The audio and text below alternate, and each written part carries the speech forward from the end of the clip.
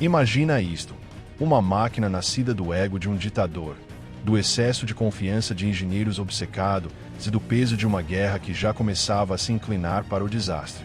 Sua história mistura ambição, imprudência e tragédia. E tudo começou com o aniversário de Hitler. O que deveria ser uma joia da engenharia alemã acabou se tornando um pesadelo sobre esteiras de 65 toneladas. Seu nome, Ferdinand, o caça-tanques mais problemático que o Terceiro Reich já produziu. Mas será que foi realmente tão desastroso quanto dizem? A resposta é mais complexa e mais fascinante do que parece. Tudo remonta a 1940. A Alemanha dominava a Europa e buscava uma nova arma capaz de manter sua vantagem.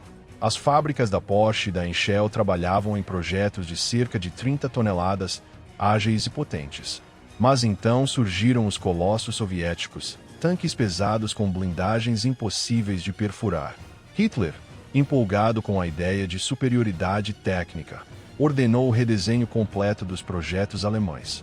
Queria monstros blindados equipados com um lendário canhão de 88 mm, o mesmo que já havia mostrado sua força destruindo aviões e tanques a quilômetros de distância.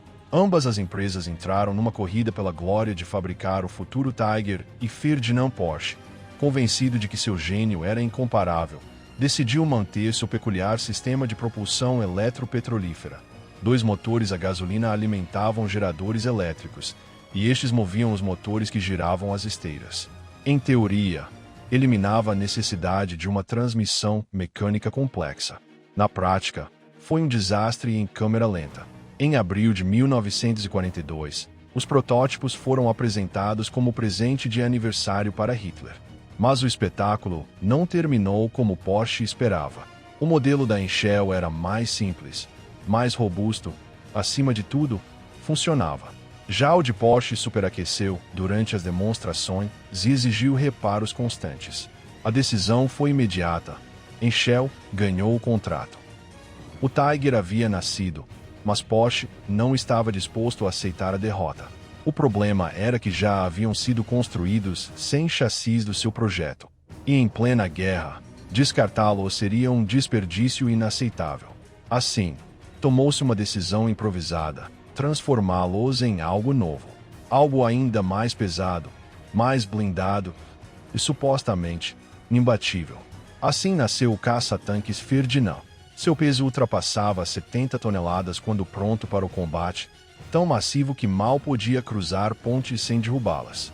Dos 100 chassis disponíveis, 90 foram transformados nessas bestas.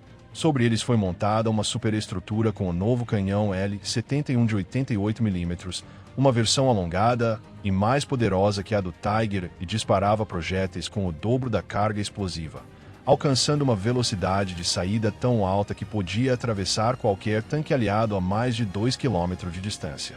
Nenhum inimigo podia enfrentá-lo a essa distância. Por isso, o blindado recebeu o nome de Ferdinand, em homenagem ao seu criador, Ferdinand Porsche. Mas a ironia do destino faria com que, mais tarde, esse nome se tornasse sinônimo de vergonha. Sua má reputação foi tamanha que, algum tempo depois, o exército precisou rebatizá-lo como Elefant, numa tentativa de apagar a humilhação do passado. À primeira vista, o Ferdinand parecia invencível. Sua blindagem frontal chegava a 200 mm de espessura, uma muralha impenetrável para qualquer arma inimiga da época. Até o Tiger I, famoso por sua resistência, parecia frágil em comparação. Os lados contavam com 80 mm de aço, oferecendo uma defesa sólida, embora não perfeita.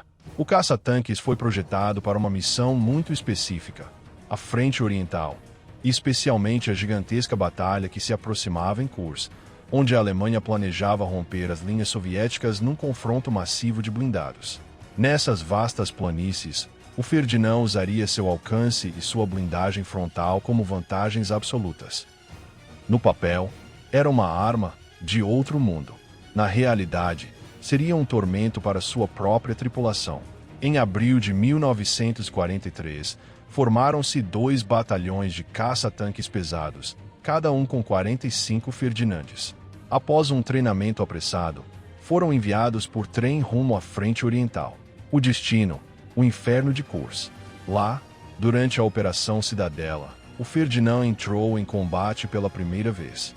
E, no início, parecia que o monstro funcionava. Em sua estreia, um grupo de Ferdinandes destruiu 22 tanques soviéticos em um único dia, disparando de mais de 2 quilômetros. Os projéteis inimigos simplesmente ricocheteavam contra sua blindagem, como pedras em uma muralha. Nos primeiros dias, os soviéticos estavam aterrorizados. Nenhuma de suas armas conseguia perfurar a fera alemã de frente. Mas essa sensação de invulnerabilidade durou pouco. Muito pouco. Os problemas do Ferdinand começaram a aparecer quase imediatamente, e muitos deles nada tinham a ver com o inimigo. As ofensivas alemãs haviam se atrasado tanto que o Exército Vermelho teve tempo de fortificar suas defesas com extensos campos minados e posições antitanque.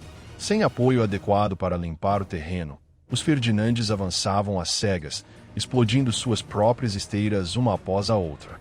E quando um veículo de 70 toneladas ficava imobilizado, não havia força humana capaz de movê-lo.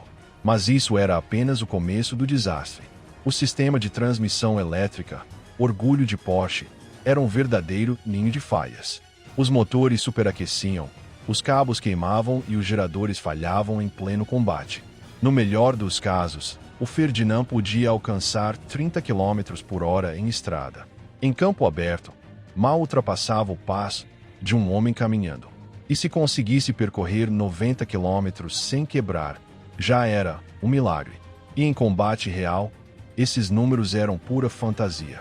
Bastava uma marcha prolongada, um terreno lamacento ou uma travessia mal calculada para que o Ferdinand se tornasse inútil. O sistema elétrico, tão avançado na teoria, era extremamente vulnerável à umidade, à poeira e aos estilhaços. E se uma tempestade o surpreendesse, ou se lama caísse sobre as grades de ventilação, todo o veículo podia ficar fora de serviço. Se ainda por cima ficasse atolado na lama, algo comum na frente oriental, quase e não havia como resgatá-lo. Seu peso exigia de 3 a 5 veículos de recuperação, e nem sempre isso bastava. Na maioria dos casos, as tripulações não tinham outra escolha a não ser destruir o próprio tanque antes de abandoná-lo, para evitar que caísse em mãos inimigas. O irônico é que, apesar de seu poder de fogo formidável e de sua blindagem frontal impenetrável, a maioria dos Ferdinandes não foi destruída por fogo inimigo, mas sim por suas próprias falhas. Poucos dias após o início da ofensiva de Kursk, dos 89 caça-tanques enviados ao fronte, apenas uma dúzia continuava operacional. Alguns foram atingidos nas laterais ou na parte traseira, zonas muito menos protegidas. Outros simplesmente ficaram parados por falhas no sistema de rodagem ou por danos menores impossíveis de reparar em campo. As perdas se acumulavam mais por defeitos técnicos do que pela ação soviética. E como se tudo isso não bastasse, o Ferdinand foi enviado ao fronte sem qualquer armamento defensivo próximo. Não tinha metralhadoras, nem uma torre ou abertura para repelir ataques de infantaria. Sua única esperança era que os soldados de apoio o protegessem. Mas, na prática, poucos queriam acompanhar essas bestas. Eram imãs de artilharia, alvos visíveis e lentos. Assim, quando a infantaria soviética conseguia se aproximar, o Ferdinand se tornava uma presa fácil. Bastavam algumas granadas ou coquetéis Molotov para incendiá-lo ou imobilizá-lo. E muitas vezes, o inimigo nem precisava atirar. Bastava esperar que o caça-tanque se quebrasse sozinho. O interior era um inferno. Os motores, posicionados no centro do chassi, rugiam como feras. O calor era insuportável e o cheiro de óleo queimado enchia o compartimento de combate. A visibilidade era quase nula, o barulho ensurdecedor e os reparos intermináveis. As tripulações, exaustas, passavam o dia lutando e a noite tentando consertar o que havia quebrado, apenas para voltar ao combate ao amanhecer e repetir o ciclo de frustração. Ainda assim, os poucos Ferdinandes que continuavam funcionando mostraram seu valor. De posições defensivas ou em combates de longo alcance, eram verdadeiros monstros. Nenhum tanque soviético podia perfurar sua blindagem frontal, e seu canhão de 88 mm continuava sendo um pesadelo para os inimigos. Nas batalhas mais intensas de Kursk, alguns destruíram dezenas de tanques soviéticos antes de serem abandonados. Mesmo assim, o desgaste era impiedoso. A cada dia, menos veículos permaneciam em funcionamento. Os relatórios alemães pediam desesperadamente tempo para reparos, mas o alto comando não podia interromper a ofensiva. Era preciso avançar ou morrer tentando. Quando a maré da guerra começou a se voltar contra a Alemanha e o exército foi forçado a recuar, os Ferdinandes encontraram um novo papel: proteger as retiradas. Nessa função, em posições defensivas fixas, eram temíveis. Os soviéticos temiam enfrentá-los de frente. Nem mesmo a queima-roupa conseguiam atravessar sua couraça. Mas bastava um flanqueamento para condená-los. Sua lentidão e sua manobrabilidade desajeitada continuavam sendo seus piores inimigos.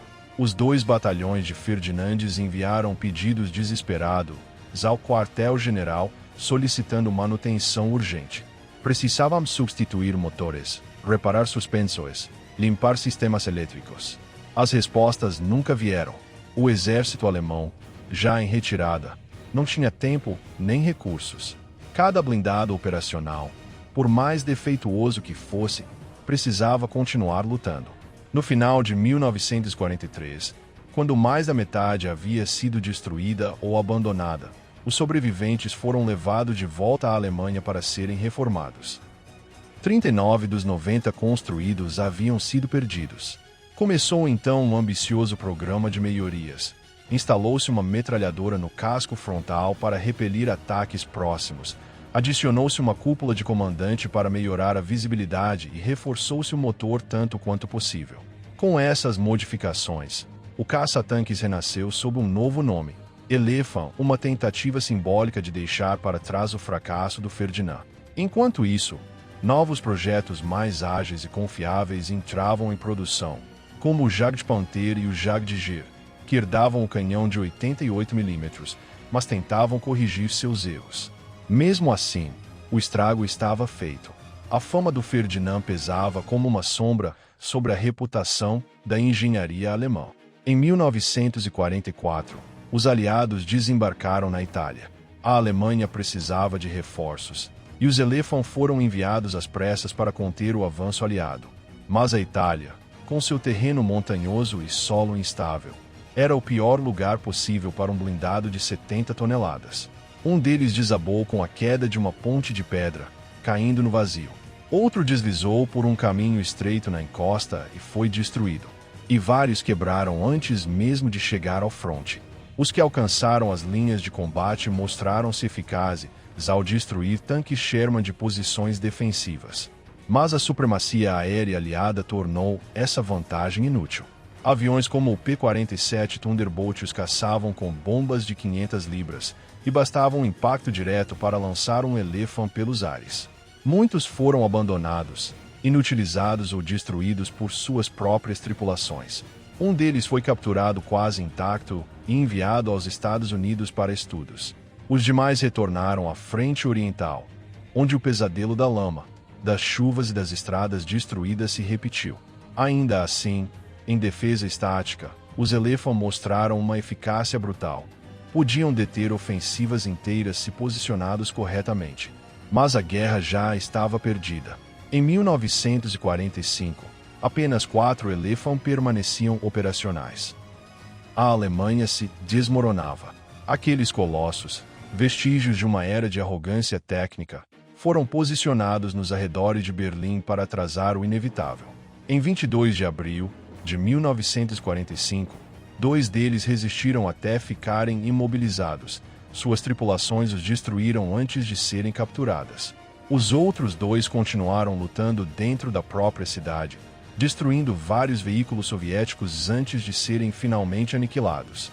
Os últimos Elefant foram destruídos em meio às ruínas do Reich. Quando a guerra terminou, apenas 2 Ferdinand e Elefant sobreviveram ao caos. Um foi levado para a Rússia, o outro para os Estados Unidos. São os últimos testemunhos de uma lição que a história não esqueceu. Que até a engenharia mais avançada pode fracassar quando é guiada pela soberba e pelo desespero. Porque o Ferdinand não foi apenas um tanque. foi o símbolo do excesso, da arrogância e do colapso de uma ideologia que acreditou poder vencer a realidade com metal e fogo.